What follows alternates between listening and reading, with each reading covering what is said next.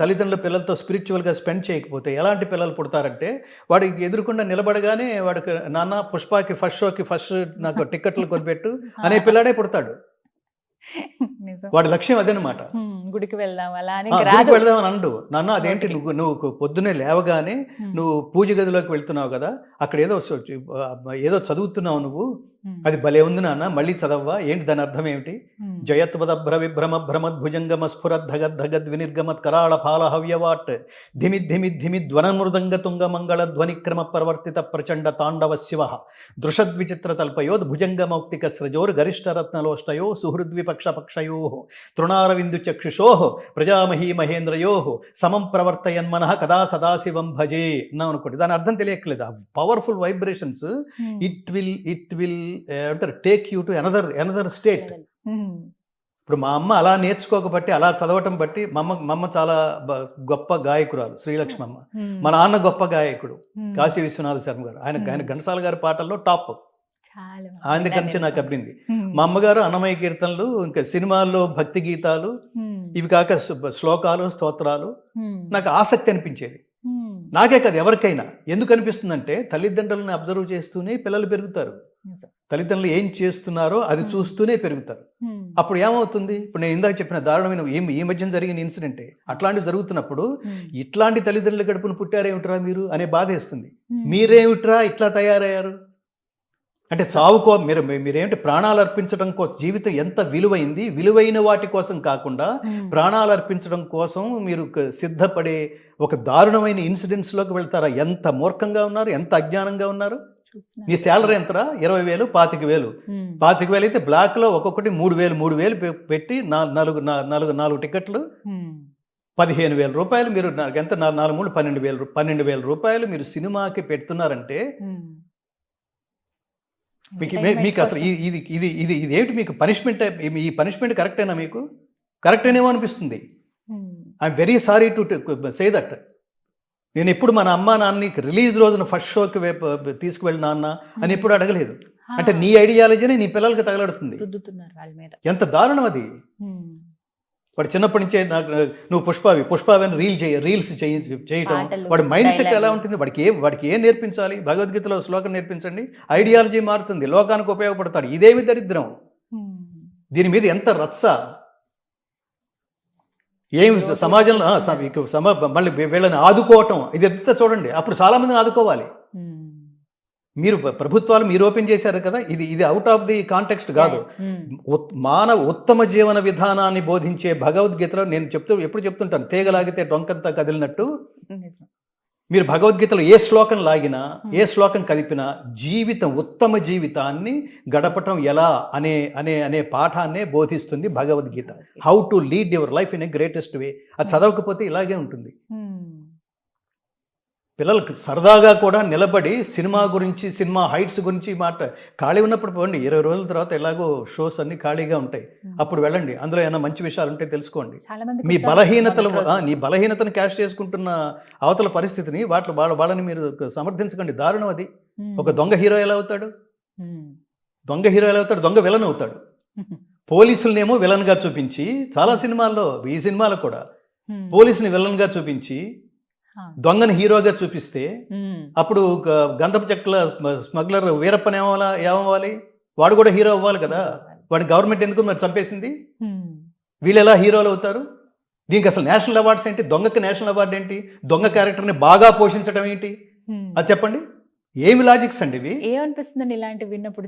చాలా దారుణం అనిపిస్తుంది. సమాజం అంతా అలాగే ఉంది. అసలు ఆ దొంగ క్యారెక్టర్కి నేషనల్ అవార్డు ఆ జ్యూరీలో ఎవరున్నారో అసలు ఎలా ఇచ్చారో దానికి. అంటే వాటికి నేను జర్నలిస్ట్గా పనిచేసి వచ్చిన వాడిని. అంటే లోకాన్ని పాజిటివ్గా ప్రభావితం చేసే పాత్రలకి, సినిమాలకి, ఆ పాత్రని పోషించిన నటులకి, వాళ్ళకి పాజిటివ్ వేలో ఒక అత్యద్భుతమైన క్యారెక్టర్ తన జీవితాన్ని సమాజం కోసం త్యాగం చేశాడు. అది జై భీమ్ కావచ్చు, లేదా శంకరాభరణంలో ఆ క్యారెక్టర్ కావచ్చు. చాలా గొప్ప ఉదాత్తమైన క్యారెక్టర్స్ ఉంటాయి. లోకమంతా విమర్శిస్తూ ఇంత దరిద్రమైన క్యారెక్టర్ బాగా చేసి ఉండొచ్చు, అదే కాసేపే. కానీ దొంగ క్యారెక్టర్ సమర్థవంతంగా కనుక పోషిస్తే దాని ప్రభావం సమాజం మీద దారుణంగా ఉంటుంది. ఇప్పుడు ఆ సినిమా చూసి మీరు నేను మారకపోవచ్చు, కానీ మానసిక దుర్బలుడు ఎవడో ఉంటాడే వాడు మారి భవిష్యత్తులో వాడేదో దురాగతం చేస్తే మీలాంటి వాళ్ళు వెళ్ళి వాడి ముందు మైకి పెడితే నీకు ఇన్స్పిరేషన్ ఏంటి? ఇట్లాంటి పనులు ఎలా చేయాలనిపించిందంటే పలానా సినిమా చూసే నేను ఇలా మారాను అన్నాడు అనుకోండి, ఒక్కడు మారినా ఆ పాపం నీ జీవితాంతం నిన్ను కబళిస్తుంది. నిన్ను ప్రోత్సహించిన ప్రతి వాడిని కబళిస్తుంది. తప్పది. కొంతమంది అంటూ ఉంటారు సినిమాని సినిమా లాగానే చూడండి. అట్లా చూడండి, అట్లా చూడరు. అసలు ఇంపాసిబుల్ అది. సినిమా చూసి నేను ప్రభావితున్నాయానండి. ఎన్టీ రామారావు లాగా నేను డైలాగ్ చెప్పగలగాలి, ఎన్టీ రామారావు లాగా నేను భాష మాట్లాడగలగాలి. సినిమా చూసి నేను ఘంటసాల గారి ఫ్యాన్ అయ్యాను. ఘంటసాల గారి లాగా పాడాలి. ఎలా పాడాలి? భగవద్గీత పాడాలి. ఇప్పుడు ఘంటసాల గారి అభిమానం వల్ల, ఘంటసాల గారి స్ఫూర్తితో కదా నేను భగవద్గీత రికార్డ్ చేసింది. సో సినిమా ప్రభావం అంతుంటుంది. మీరు ఇంకొకటి, తిరుమల వెళ్ళే వాళ్ళు వెంకటేశ్వర స్వామిని ఆ రోజుల్లో వెంకటేశ్వర స్వామిని దర్శించి అటు నుంచి ఎన్టీ రామారావు గారి ఇంటికి వెళ్ళి మేము వెంకటేశ్వర స్వామిని, కృష్ణుణ్ణి, రాముణ్ణి దర్శించిన అనుభూతి పొందే లక్ష్యంతో బస్సులు వేసిన ఆ గుళ్లతో ఆ బస్సులు వేసుకుని ఆయన ఇంటి ముందు పడిగాపులు పడేవాళ్ళు. ఆయన దర్శనం అయితే సాక్షాత్ అక్కడ వెంకటేశ్వర స్వామిని చూసాం, ఇక్కడ మిమ్మల్ని చూస్తున్నాం అని కంపేర్ చేసి సాష్టాంగ ప్రణామం చేసేవాళ్ళు. అంత ఇంపాక్ట్ ఉంటుంది. ఆ ఇంపాక్ట్ వల్ల కాదు ఎన్టీ రామారావు గారు ముఖ్యమంత్రి అయింది. సినిమాని సినిమా లాగానే చూస్తారా? నాన్ సెన్స్ కదా అది. అసలు ఆ కామెంటే కరెక్ట్ కాదు. సినిమా ప్రభావం. నేను కూడా చాలా డిప్రెషన్ ఉందనుకోండి, ఏదో కొన్నిసార్లు మనం ఎంత మాట్లాడుతున్నా, ఎంత మార్గంలో వెళ్ళినా కొన్నిసార్లు ఏదో స్తబ్దుగా ఉంటుంది. ఆ స్తబ్దుగా ఉన్నప్పుడు నేను ఎక్కడో ఆత్మబంధు అనే సినిమాను, లవకుశ అనే సినిమాను ఇప్పటికీ చూస్తారండి? ఇప్పటికే చూస్తాం. ఆ ఘంటసాల గారి గొంతు ఒక ఇన్స్పిరేషన్ కోసం. ఒకే బాణము ఒకటే మాట, ఒక్క భామకే రాముని ప్రేమ. ఒకే బాణము ఒకటే మాట, ఒక్క భామకే రాముని ప్రేమ. మిన్నే విరిగి పడినా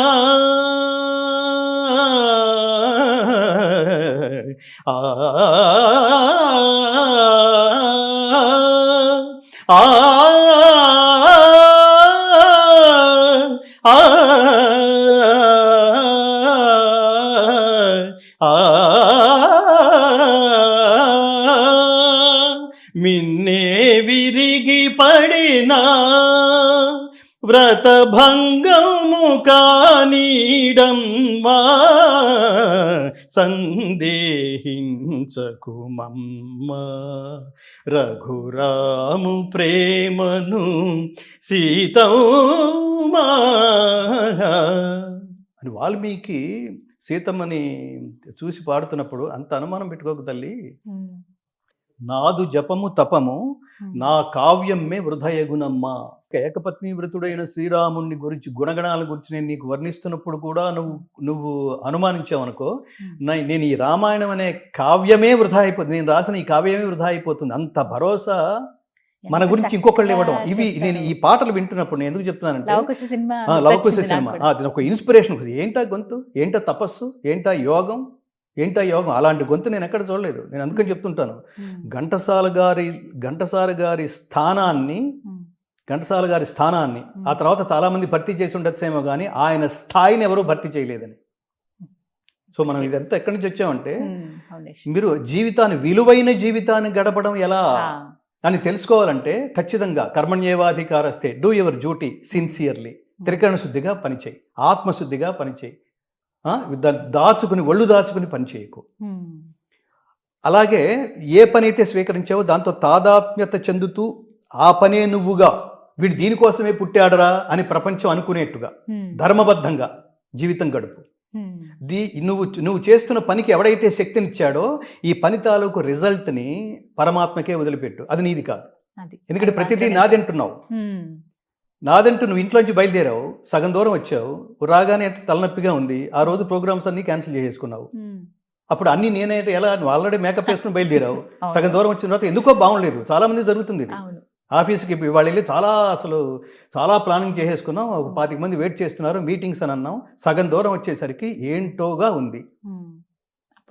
అప్పుడేమిటి, శారీరక మానసిక రుగ్మతల కారణంగా నువ్వు ఏర్పాటు చేసుకున్న మీటింగ్కి నువ్వే వెళ్ళలేకపోయావు.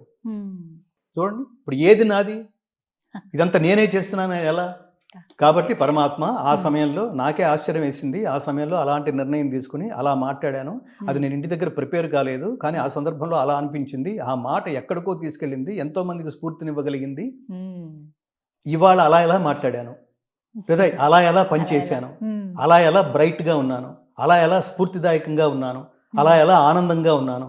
ఒకరోజు ఏమిటో మూడ్ బాగుండలేదు అంటున్నాను, మూడ్ అంటే ఏమైంది అని అడిగాడు అవతల వాడు. ఏమిటోగా ఉంది, అదేది చెప్పలేకపోతున్నాను, కానీ నేను బాగుండలేదురా అన్నాడు వాడు. సరే నువ్వు అక్కడే ఉండి నేను వస్తున్నాను అన్నాడు వీడు. వీడు వాడి దగ్గరికి వచ్చాడు, ఓ 10 నిమిషాలు మాట్లాడాడు. ఒరే నువ్వు వచ్చింది నేను చాలా రిలాక్స్డ్గా ఉన్నాను రా, నువ్వు కనుక రాకపోతే నాకేంటి పిచ్చి పిచ్చి ఆలోచనలు వచ్చినాయి, ఆత్మహత్య కూడా చేసుకోవాలనిపించింది, ఏదో చాలా డిప్రెసివ్గా ఉంది.